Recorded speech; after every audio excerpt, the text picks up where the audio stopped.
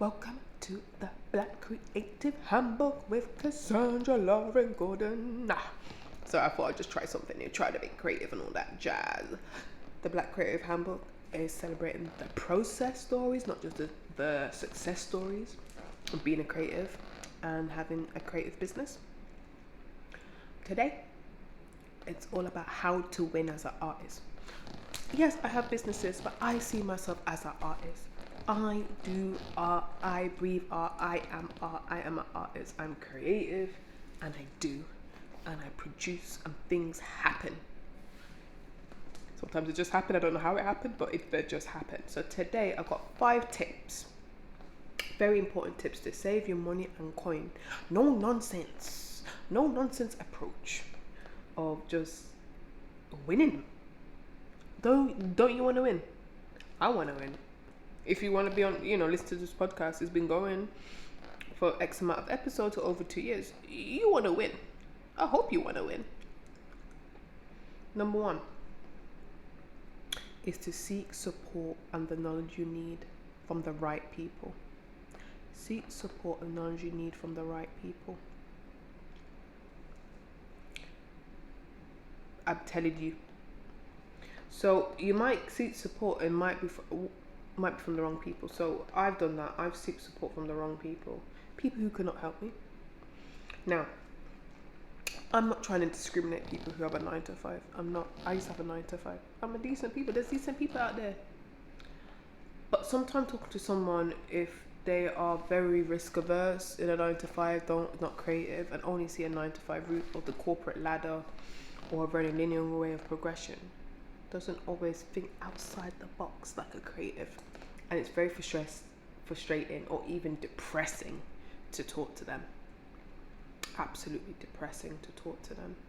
It is, because that's happened to me, and it really stopped what I did as a jeweler and as a creative. I listened to too many people who I worked with, who never had a job, who just was trying to, in their own way, protect me from harm, they thought, because it's so uncertain in the atmosphere.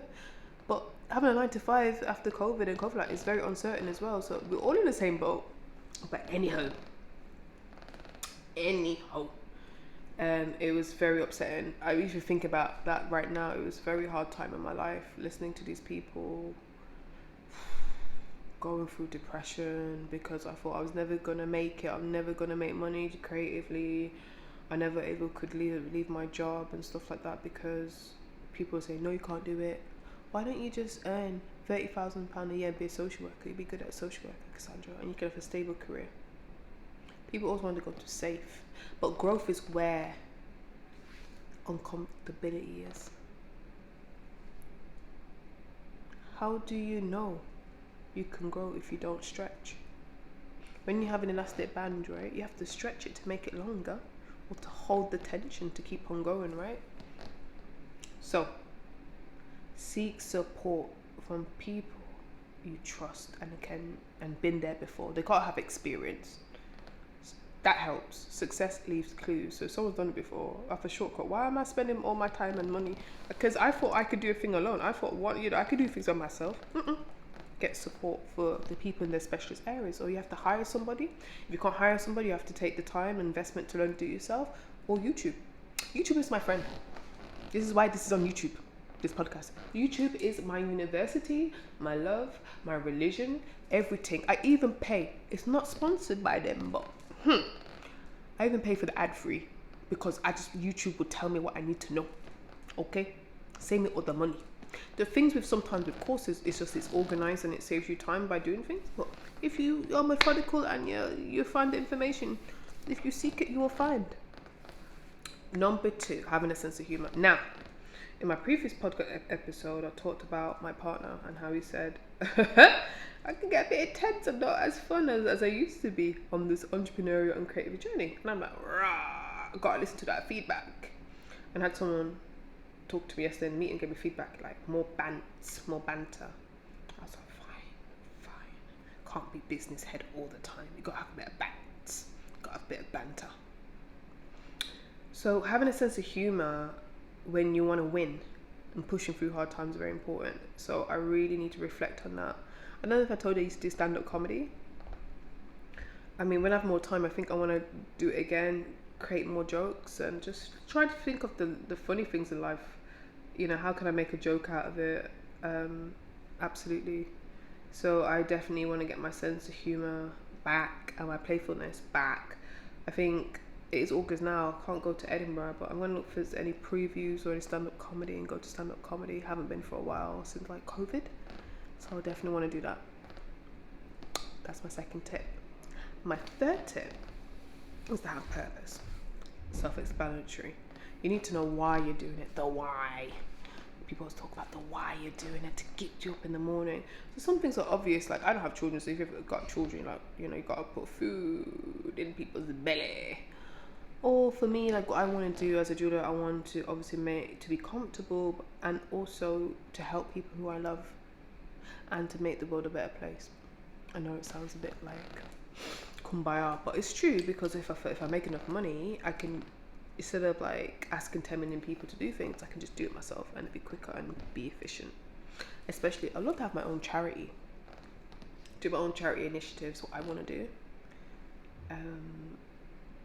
without you know, decisions by committee kind of approach, and no one actually does anything because of reputational risk. But as I digress, that was my third point. My fourth point is to take stock of what you've already been through. So having a think, when you went through a bad period of your life and you reflect on it, how did it make you feel? Not so great, right? But you're here to live the tale and live another day, right? You've been through it and here you are. So bad things do happen. Life is an emotional roller coaster, literally. You might have a lot of downs, peaks and valleys, but you got through it. All the bad stuff, you eventually got through it, right? It's uncomfortable. It's sitting in the uncomfortableness. It's not great, but it's a skill to have, and understanding that it's temporary, and these uncomfortable situations in your creativity, your life, your personal life, whatever life, this shall pass. Number 5, which is very, very vital, absolutely essential to win as an artist, a positive mindset. The odds are against us. A lot of people want to do what we do and make money on a full-time basis or be rich. We have to have a positive mindset and have that self-belief that we can do it. Because if you don't have it, no one else will. You can't ask for validation from your partner, from a mentor, from a teacher. You got to do it. You got to pave your own way. And if it hasn't been done before, it's going to be harder. Relentlessness, prolific. You got to put work out there. Got to find creative approach. You are a problem solver.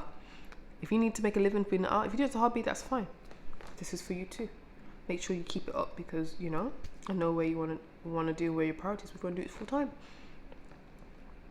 You just gotta push through. I never had been through childbirth, but I'm just using the metaphor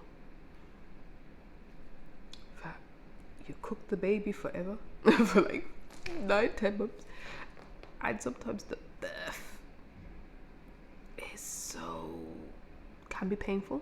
The baby screams, isn't it, when it's born, but it's such a beautiful bundle of joy.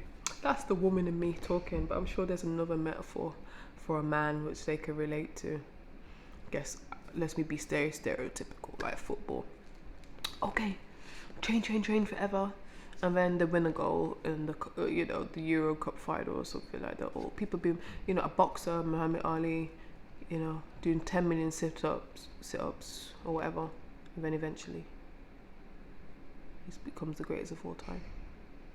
How can you be the greatest of all time? Follow the 5 steps, which I said. To seek support from the right people and make sure they're super supportive and they've done the stuff what you want to do or can help you to do it. Have a sense of humor.